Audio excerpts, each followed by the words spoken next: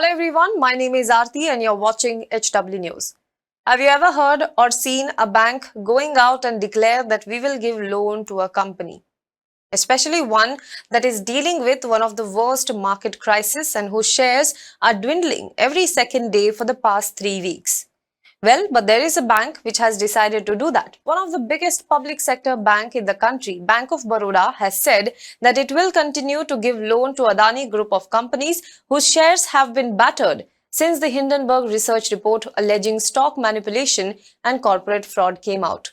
Chief Executive Officer and Managing Director of Bank of Baroda, Sanjiv Chadha, has said this in an interview to Bloomberg.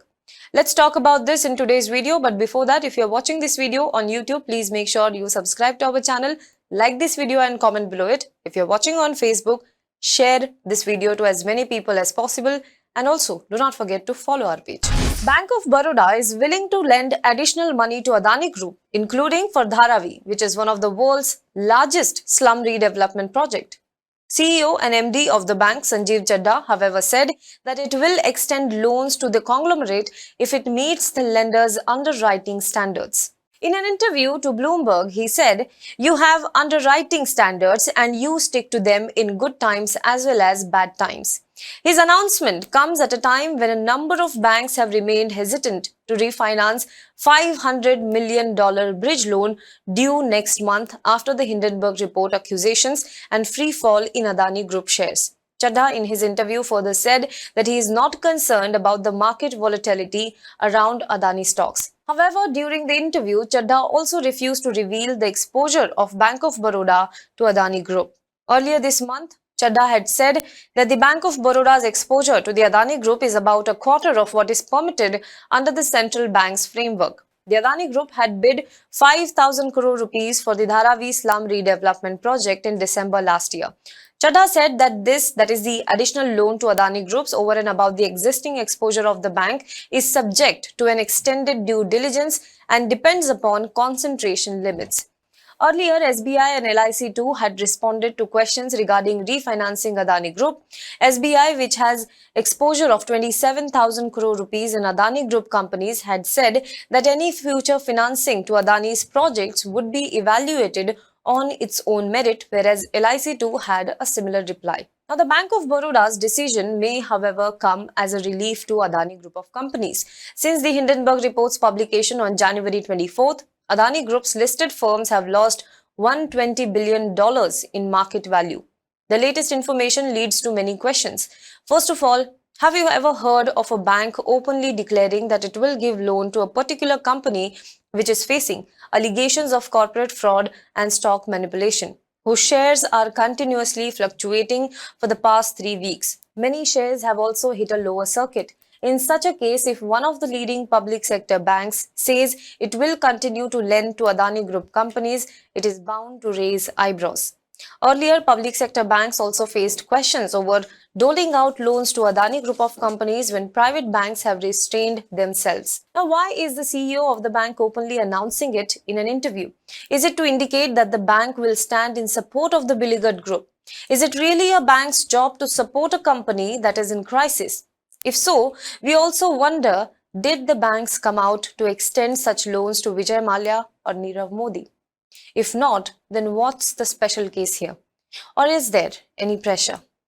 Now, since the Adani Hindenburg saga, opposition has been questioning PM Modi's links to the tycoon. Now, let me tell you something about Bank of Baroda as well. Bank of Baroda ranks third among the top 10 public sector banks in India. It has over 10 lakh crore of deposit.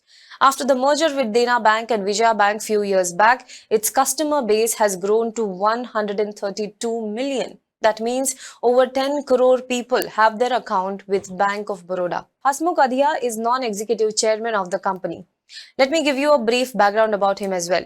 Hasmukh Adhia is the former IAS officer of the 1981 Gujarat cadre. Before retirement, he served as the Finance and Revenue Secretary in the Finance Ministry. During his tenure as Revenue Secretary, Adhia was regarded as one of the most powerful bureaucrats in India. He retired in November 2018. Now, there is a statement of the then Finance Minister Arun Jaitley from around the same time, where he says that Adhia refused to take any benefits that would have ensured few more years in service. 3 months after this retirement, government appointed him as the chairman of Bank of Baroda. It was around the same time that the bank was being merged with Dena Bank and Vijaya Bank. According to a money control report, Adhia was crucial to the implementation of many reforms under the Modi government, especially demonetization. The report says PM Modi had handpicked Adhia to lead the currency overhaul exercise that included scrapping of 500 rupees and 1000 rupees note worth 15.4 lakh crore rupees, or 86% of the cash in the country at that point of time. Adhia and his six-member team, chosen by PM Modi, worked in extreme secrecy in the run-up to demonetization. The report says the trust of PM Modi in Hasmukh Adhia stemmed from the equation they shared. Between 2003 and 2006, Hasmukh Adhia served as the principal secretary to Chief Minister of Gujarat. Prime Minister Modi was then the Gujarat Chief Minister. Here, Adhia was key to successful rehabilitation of victims of 2001 Gujarat earthquake.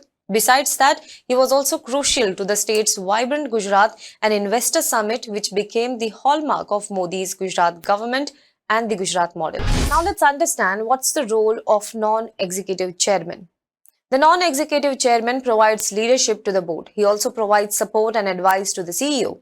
He maintains the authority to call meetings of the board of directors and meetings of the independent directors. He also promotes effective communication on developments occurring between board meetings. Now, Hasmukh Adhia's first stint as non-executive chairman of the bank must have been very effective, that the government's Cabinet Appointments Committee approved the proposal of the Department of Financial Services for renomination of Adhia. Now let's talk about HW's point of view on this entire matter.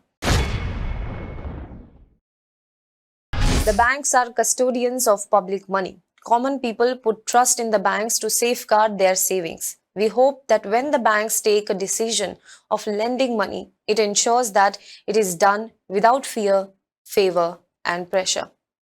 Do let us know what you think about this in the comment box below. For more news and updates, you can log on to www.hwnews.in.